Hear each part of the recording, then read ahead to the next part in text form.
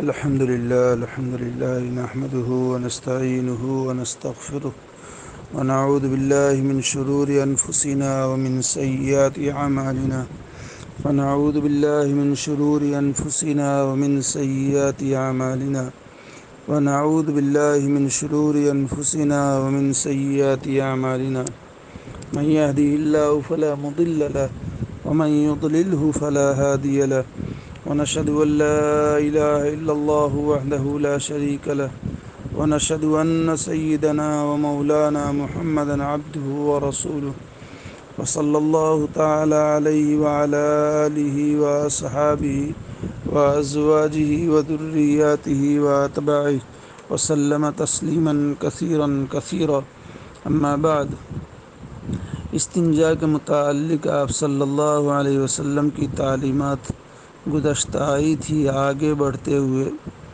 Number 6 حبیب ابن صالح رضی اللہ تعالی عنہ سے مروی ہے کہ رسول اللہ صلی اللہ علیہ وسلم جب مقام فراغت میں داخل ہوتے تو اپنا جوتا پہن لیتے تھے اور اپنا سر ڈھانک لیتے تھے۔ ابن سعد کھلے سر نہیں جانا چاہیے، عورتوں کو، مردوں کو، بچوں کو۔ بعض علماء نے لکھا ہے کہ کھلے سر بیت الخلاء میں جانے سے ذہن کمزور ہو جاتا ہے۔ نمبر 7 کبھی آپ پانی سے استنجا فرماتے، کبھی ڈھیلے سے، کبھی دونوں کا استعمال فرماتے۔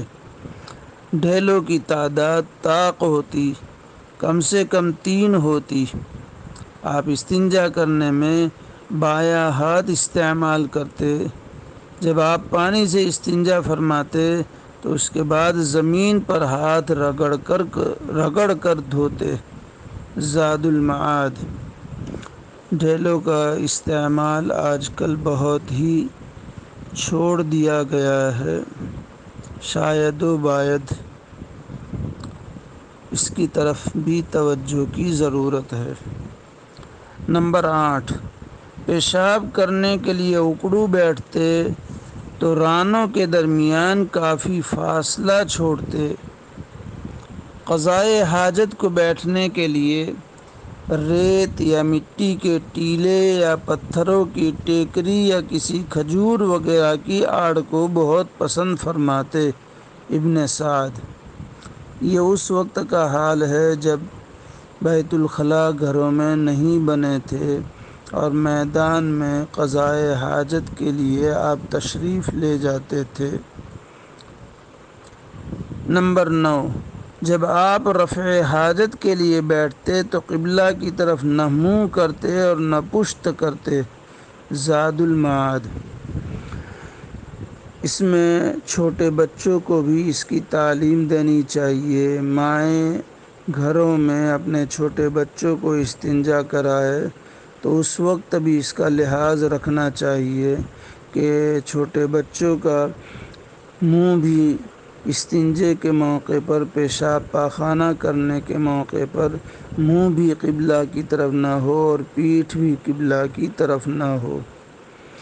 حضرت ابو ہریرہ رضی اللہ تعالی عنہ سے روایت ہے کہ رسول اللہ صلی اللہ علیہ وسلم جب استنجے کو جاتے تھے تو میں آپ کو پانی لا کر دیتا تھا تو آپ اس سے طہارت کرتے تھے، پھر اپنے ہاتھ کو مٹی پر ملتے تھے، پھر میں دوسرا برتن لاتا تھا تو آپ صلی اللہ علیہ وسلم اس سے وضو کرتے تھے۔ سنن ابو داؤد۔ آج کل مٹی وغیرہ پر ملنے کا رواج نہیں ہے، صابن سے دھونے کا استعمال ہے، یہ بھی اسی کے قبیل سے ہے۔ تشریح۔ مطلب یہ ہے کہ رسول اللہ صلی اللہ علیہ وسلم ڈھیلے وغیرہ سے استنجا کرنے کے بعد پانی سے بھی طہارت فرماتے تھے، اس کے بعد ہاتھ کو زمین پر مل کر دھوتے تھے، اس کے بعد وضو فرماتے تھے۔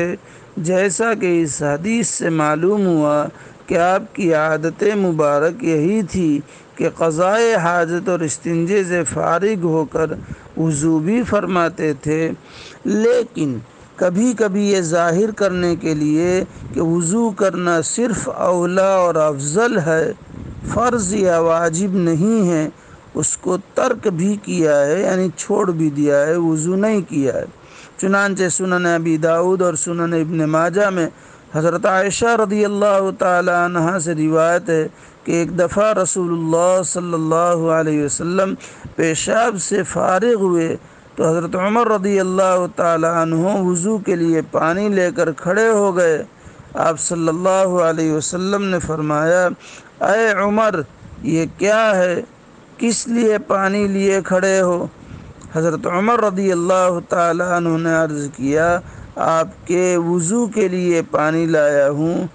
آپ صلی اللہ علیہ وسلم نے فرمایا، میں اس کے لیے مامور نہیں ہوں کہ جب پیشاب کروں تو ضروری وضو کروں، اور اگر میں ایسی پابندی اور مداومت کروں تو امت کے لیے ایک قانون اور دستور بن جائے گا۔ معارف الحدیث، قضائے حاجت اور استنجے سے متعلق ہدایات۔ حضرت ابو ہریرہ رضی اللہ تعالی عنہ سے روایت ہے کہ رسول اللہ صلی اللہ علیہ وسلم نے ارشاد فرمایا، میں تم لوگوں کے لیے مثل ایک باپ کے ہوں، اپنی اولاد کے لیے، یعنی جس طرح اولاد کی خیر خواہی اور ان کی زندگی کے اصول و آداب سکھانا ہر باپ کی ذمہ داری ہے، اسی طرح تمہاری تعلیم و تربیت بھی میرا کام ہے۔ اسی لیے میں تمہیں بتاتا ہوں کہ جب تم قضائے حاجت کے لیے جاؤ تو نہ قبلہ کی طرف منہ کر کے بیٹھو نہ اس کی طرف پشت کر کے، بلکہ اس طرح بیٹھو کہ قبلہ کی جانب نہ تمہارا منہ ہو نہ تمہاری پیٹھ ہو۔ اسی طرح غسل خانے میں بھی غسل کرتے وقت چونکہ عموماً بدن ننگا ہوتا ہے اور بہت سارے غسل خانوں میں اس طرح بیٹھک ہوتی ہے کہ یا تو قبلہ کی طرف منہ ہو یا قبلہ کی طرف پیٹھ ہو، تو اس کو بھی علماء نے مکروہ لکھا ہے اور مکروہ تحریمی لکھا ہے۔ حضرت ابو ہریرہ رضی اللہ تعالی عنہ کہتے ہیں کہ آپ نے استنجے میں 3 ڈھیلوں کے استعمال کرنے کا حکم دیا اور منع فرمایا استنجے میں لید اور ہڈی استعمال کرنے سے، اور منع فرمایا داہنے ہاتھ سے استنجا کرنے سے۔ معارف الحدیث، سنن ابن ماجہ و دارمی۔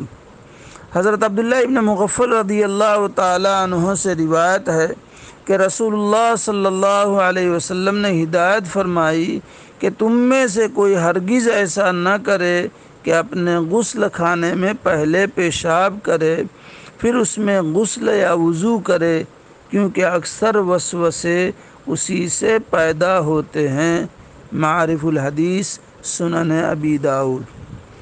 اس حدیث کے شرح میں علماء نے لکھا ہے کہ اگر غسل خانہ ایسا ہے کہ ناپاکی فوراً بہہ جاتی ہے تو اس صورت میں اگر اتفاقاً کبھی پیشاب کرنے کی ایسے غسل خانے میں یا وضو خانے میں حاجت پیش آئے تو قباحت نہیں ہے۔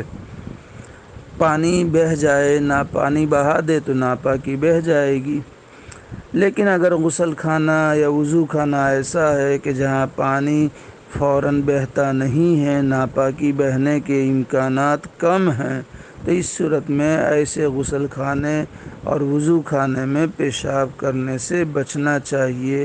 وسوسوں کی بیماری پیدا ہوتی ہے جس کو مال خولیہ کہتے ہیں، شک، تردد، کنفیوژن وغیرہ، یہ اسی سے پیدا ہوتی ہے۔ اللہ تعالیٰ نبی اکرم صلی اللہ علیہ وسلم کی ان پاکیزہ تعلیمات پر عمل کرنے کی توفیق عطا فرمائے، آسان فرمائے، مدد فرمائے۔ اللہ تعالیٰ کہنے سننے کو قبول فرمائے۔ اللہ تعالیٰ کہنے والے کے لیے، سننے والوں کے لیے، اقوام عالم کے لیے اسے ہدایت کا، نجات کا، امن کا ذریعہ بنائے، فتنوں سے حفاظت فرمائے۔ آپ صلی اللہ علیہ وسلم کی پاکیزہ تعلیمات کو اخلاص کے ساتھ دل کی گہرائی سے عظمت، عقیدت اور محبت سے بار بار پڑھنے کی، سننے کی اور زندگیوں میں اپنانے کی توفیق عطا فرمائے، آسان فرمائے، مدد فرمائے، آمین یا رب العالمین، بحرمت سید المرسلین صلی اللہ علیہ وسلم، وآخر دعوانا ان الحمد للہ رب العالمین۔